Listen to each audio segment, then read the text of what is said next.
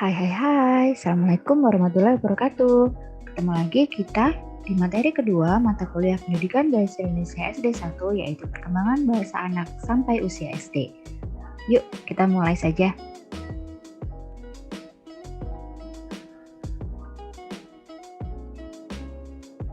Perkembangan bahasa anak dibagi menjadi 4 menurut Solhan. Nah, nanti kita akan melihat dari setidaknya 2 pakar. Yang pertama adalah Solhan, membagi menjadi 4 tahapan, yaitu tahap pralinguistik, tahap 1 kata atau holistik, tahap 2 kata, dan tahap telegrafis. Nah, kita lihat satu persatu. Tahap pralinguistik terjadi antara usia 0 sampai 12 bulan. Jadi 1 tahun pertama.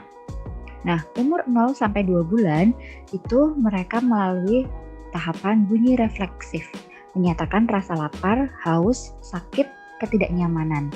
Jadi bunyi-bunyinya itu adalah refleks dari rasa-rasa tersebut. Kadang-kadang mereka menangis, kemudian mengerang, dan sebagainya. Kemudian ada juga bunyi vegetatif yang berkaitan dengan aktivitas tubuh seperti batuk, bersin, bersendawa, telanan, tegukan. Nah, jadi mereka baru bisa mengeluarkan bunyi-bunyi tertentu. Jadi belum bisa berbahasa. Selanjutnya umur 2 sampai 5 bulan. Mendekut dan mengeluarkan bunyi vokal bercampur bunyi mirip konsonan. Jadi belum bisa mengoceh dengan ucapan-ucapan yang bisa dipahami. Lebih kepada bunyi-bunyi yang kemudian kadang-kadang ada bunyi juga yang misalnya ada seperti mirip seperti mama dan sebagainya, tapi belum jelas.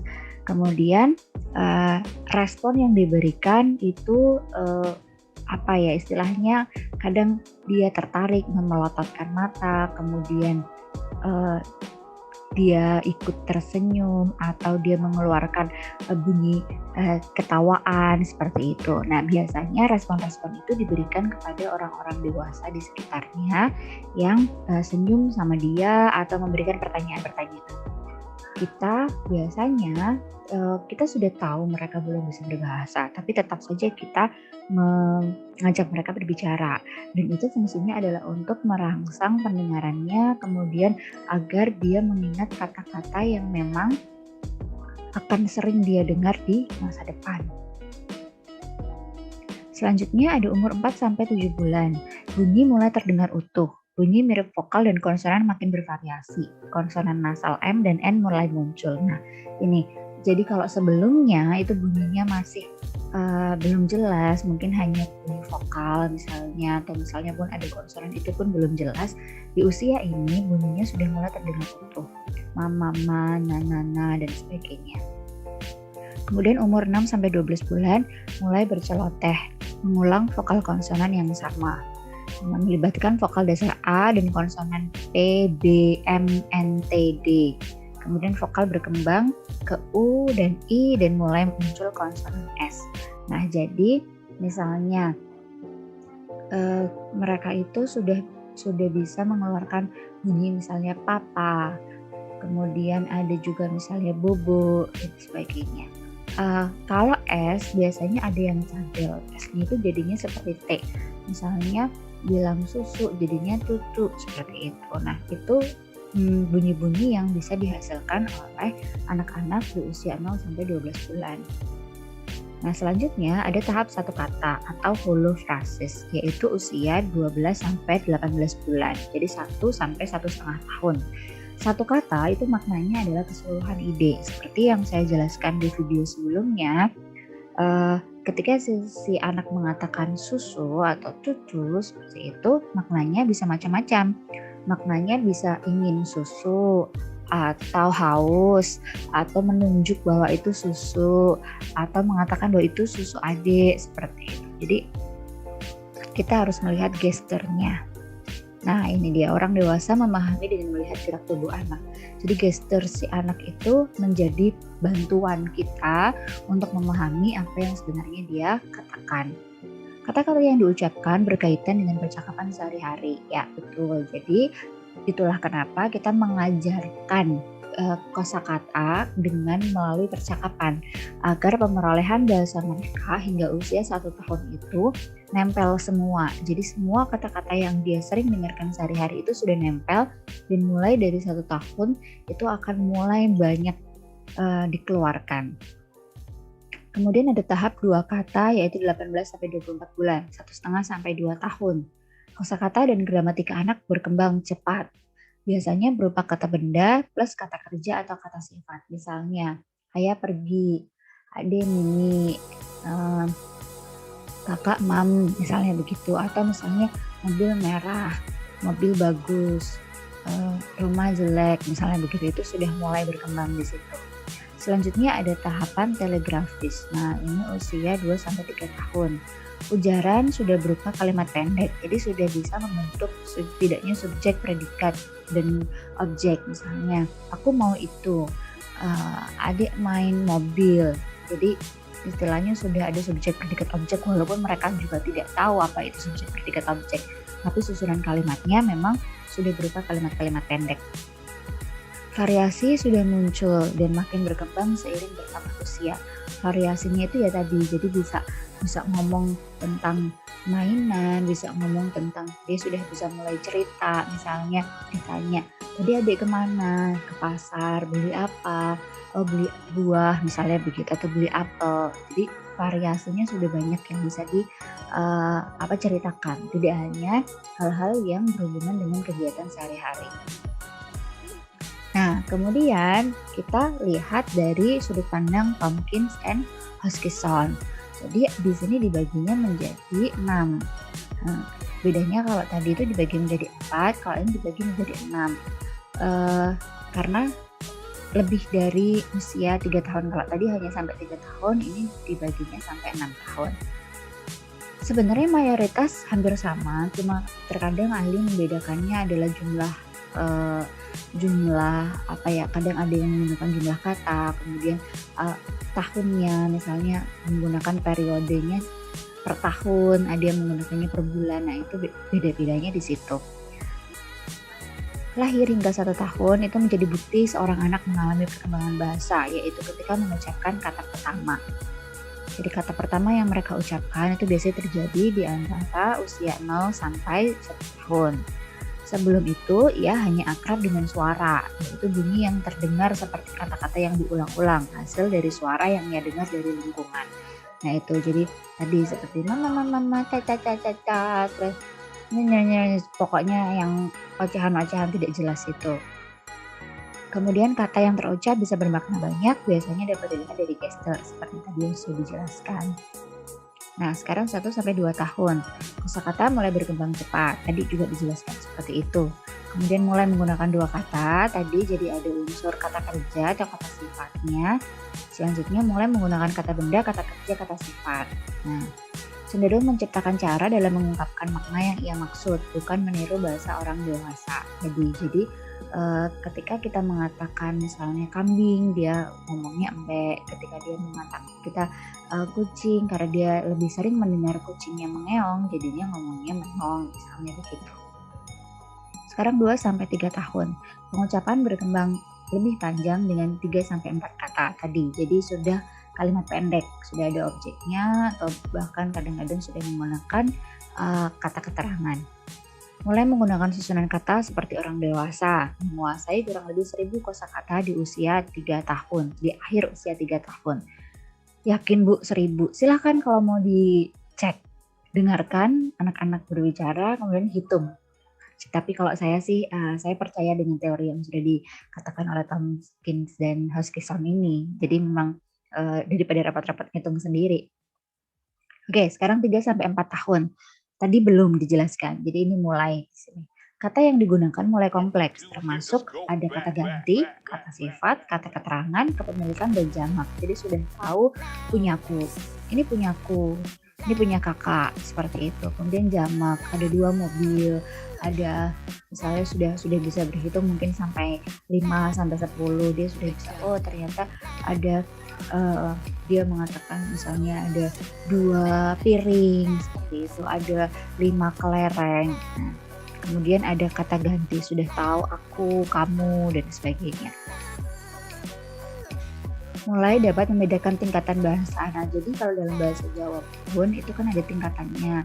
Si anak-anak itu karena terbiasa mendengar selama ini bahwa orang tuanya itu berbeda ketika mengajaknya berbicara dengan ketika mereka berbicara dengan orang yang lebih tua. Jadi mereka mulai bisa membedakan kapan menggunakan bahasa Ngoko dan kapan menggunakan bahasa Kromo. Kemudian dalam bahasa Indonesia pun seperti itu. Jadi misalnya kalau sama anak-anak itu boleh bilang papung, tapi kalau sama orang dewasa bilangnya mandi, seperti itu.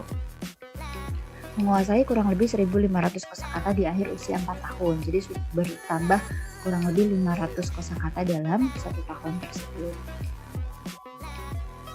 Sekarang 4 sampai 5 tahun. Kalimat yang digunakan semakin panjang dan kompleks. Nah, jadi sudah makin bisa menggunakan istilahnya kalimatnya panjang, cerita, dan kadang-kadang ceritanya itu juga nggak berhenti-berhenti, seperti tidak ada titik. Urutan kata mulai diperhatikan untuk mengekspresikan makna terpendam. Jadi urutan katanya itu sudah mulai dipikirkan. Kemarin aku pergi ke Batu Raden misalnya. Oh gitu, lihat apa? Oh, lihat kelinci, aku kasih makan. Kelincinya makan wortel, seperti itu. Jadi sebenarnya yang diekspresikan adalah dia sudah mulai tahu urutannya. Oh, urutannya itu dia ke Batu Raden, kemudian ketemu kelinci, kelincinya makan. Nah, urutan katanya itu sudah sangat diperhatikan.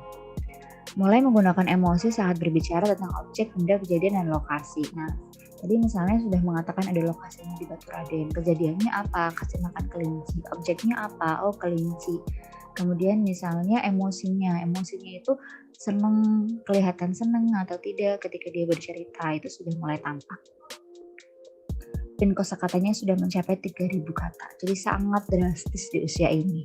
Makanya jangan sampai ketika di usia tadi golden age sampai 5 tahun ini kita menggunakan bahasa-bahasa tidak baik di depan mereka, karena resikonya adalah mereka akan lebih mudah mengingat dan meniru. 5 sampai 6 tahun bahasa anak sudah semakin mirip bahasa orang dewasa. Tata bahasa sudah banyak yang dikuasai dan pola kalimat yang digunakan semakin kompleks. Nah, kalau sudah usia TK akhir itu sudah makin kompleks, sudah bisa bermain apapun lah istilahnya, mau bermain mobil mobilan dia sudah bisa bercerita, main Barbie juga dia sudah bisa bercerita, mengarang-arang cerita juga. Bahasa yang digunakan untuk tujuan yang bervariasi, termasuk untuk bercanda dan tebak-tebakan. Nah, biasanya mereka sudah bisa tebak-tebakan, walaupun tebak-tebakannya menurut kita garing. Hari apa yang menakutkan? Harimau, seperti itu. Nah, itu sudah mulai banyak bercanda, karena mereka dapat bahan bercandaan itu biasanya dari teman-teman sekitarnya juga. Oke, sekarang kita masuk ke usia sekolah dasar. Jadi kalau di sekolah dasar itu sudah tidak dibagi menjadi tingkatan usia, tapi dibedakan menjadi perkembangan fonologi, sintaksis, semantik, dan pragmatik. Kita lihat satu persatu. Fonologi bunyi, anak sudah menguasai sebagian besar fonem. Jelas, ada sebagian bunyi yang masih sulit untuk anak usia SD, yaitu dalam bunyi V, TH, CH, SH, ZH. V, kemudian T, C, S, Z. Nah, tapi kalau dalam bahasa Indonesia itu jarang istilahnya jarang digunakan lah. Kayak paling V, kalau bunyi V kan vokal misalnya, kata-katanya juga tidak terlalu banyak. Kemudian kalau T itu misalnya bunyi-bunyi yang banyak digunakan, misalnya kalau seperti orang Bali bilang T itu jadi T, seperti itu. Kemudian C, S, Z, itu bisa terjadi biasanya di bahasa asing. Selanjutnya tertukar antara penggunaan L dan R. Nah, sulit jika bertemu dengan double G ditambah. Jadi tertukar tuh kapan menggunakan L, misalnya lari, kemudian tapi penulisannya itu kadang tertukar hurufnya, atau misalnya karena dia mendengarnya mirip jadi tertukar, atau bagi dia itu mirip jadi bilangnya rari, seperti itu. Selanjutnya ada sintaksis. Siswa SD sudah menggunakan variasi pola kalimat, termasuk kalimat majemuk, itu sudah pasti. Dan ku, dan ayah, dan kakak, dan ibu, dan banyak sekali pokoknya yang digunakan. Kemudian pergi ke pasar, lalu kami beli apel. Lalu setelah itu kami ke taman, lalunya banyak sekali. Jadi kalimat majemuknya masih mereka memulai penggunaan kalimat majemuk dengan diulang-ulang kata sambungnya, tapi setelah itu akan membaik semakin bertambahnya usia mereka. Nah ini, jadi sehingga tapi aku kemarin main sama dia, tapi nggak suka karena dia nakal, tapi jadi banyak sekali. Kemudian siswa SD kelas tinggi cenderung menggunakan struktur kalimat yang kompleks pada bahasa tulis dibanding lisan. Karena bahasa tulis biasanya bisa mikir, lebih bisa berpikir, ada waktu untuk berpikir lebih lama, jadinya lebih kompleks dibanding bahasa lisannya. Kemudian selanjutnya ada semantik. Perkembangan semantik berkembang cepat di usia SD. Kurang lebih 3.000 kata meningkat tiap tahunnya. Nah, karena mereka sudah membacanya pun sudah lebih banyak lagi. Kadang mereka baca koran, kadang mereka mendengarkan berita di televisi, mereka menonton kartun dan sebagainya. Jadi bahasanya sangat cepat berkembang. Siswa yang mulai belajar ada kata yang memiliki banyak makna yang tergantung pada konteks atau kata-kata lain di sekitarnya. Jadi sudah tahu misalnya kata bunga itu digunakan bisa nama bunga, bisa menjadi bunga bank, bunga desa dan lain-lain. Kemudian siswa SD mempelajari makna melalui proses dalam membedakan kata-kata berpasangan untuk memperluas jangkauan makna. Jadi kata-kata berpasangan itu misalnya ada tinggi rendah, hitam putih, panjang pendek, seperti itu. Sudah ada perbandingan juga. Dan yang terakhir adalah pragmatik. Saat pertama masuk sekolah, siswa masih membawa bahasa yang mereka gunakan di lingkungan awal. Jadi bahasa ibu mereka masih kental digunakan. Di sekolah, siswa diperkenalkan bahasa Indonesia sesuai standar. Bisa jadi mirip atau jauh berbeda dengan bahasa atau dialek aslinya. Itu tadi. Jadi misalnya logat-logat kayak orang ngapak. Orang ngapak itu bisa jadi huruf K-nya itu kental sekali, misalnya bapak, tidak, seperti itu. Di bahasa Indonesia di kelas 1 itu diajarkan bagaimana mengatakan bapak, tidak, seperti itu. Kemudian ada orang misalnya menggunakan misalnya tadi yang orang Bali menggunakan te, misalnya dalam bahasa Indonesia te, batuk, bukan batuk, seperti itu. Selanjutnya ada yang misalnya menggunakan huruf pergi. Nah, kalau misalnya pergi kemana misalnya. Jadi kita diajari menggunakan pergi gitu. Siswa berlatih tentang kepantasan penggunaan bahasa tergantung pada bentuk, tujuan, dan penerimanya. Jadi kesantunan berbahasa sudah mulai diajarkan di situ. Bagaimana berbicara dengan guru, berbicara dengan temannya, bagaimana berbicara di depan kelas, itu juga sudah diajarkan di sekolah dasar. Nah, ada beberapa fakta-fakta. Anak yang baru bisa mengucapkan 10 kata itu sebenarnya bisa memahami 20-30 kata. Kenapa? Karena sebenarnya seperti tadi yang saya bilang, yang terserap itu sudah banyak sekali walaupun tidak bisa diungkapkan. Makanya penting di usia setahun pertama itu banyak diajak ngomong masalah kegiatan sehari-hari. Agar ketika dia mulai bisa berekspresi atau mengekspresikan apa yang dia lakukan dengan kata-kata, dia itu sebenarnya sudah tinggal memproses apa yang dia ingat. Nah, kemampuan memahami itu 1 bulan lebih cepat sebelum dapat mengucapkan kata pertama. Jadi bisa dipahami sebulan yang lalu sebenarnya dia itu sudah paham, cuma baru bisa diucapkan tuh sekarang, seperti itu. Jadi kemampuan memahami tuturan muncul lebih awal daripada kemampuan untuk mengucapkan. Ya, ini adalah hasil studi yang memang sudah melalui penelitian. Oleh karena itu kita sebagai orang dewasa ketika ditanya sama anak-anak misalnya, apa ini pesawat, apa ini pesawat, jangan tiba-tiba terus kita marah-marah. Kalau dia nanya lagi misalnya, apa ini, astagfirullah, dibilang pesawat kayak gitu, jangan sampai. Jadi dijawab aja pesawat, apa pesawat, seperti itu. Karena itu sebenarnya proses dia untuk mengingat dan dia itu sedang mencoba mengucapkan walaupun belum bisa, seperti itu. Oke, terima kasih untuk hari ini. Sampai jumpa, stay healthy, be happy. Kita ketemu lagi di pertemuan yang selanjutnya. Wassalamualaikum warahmatullahi wabarakatuh.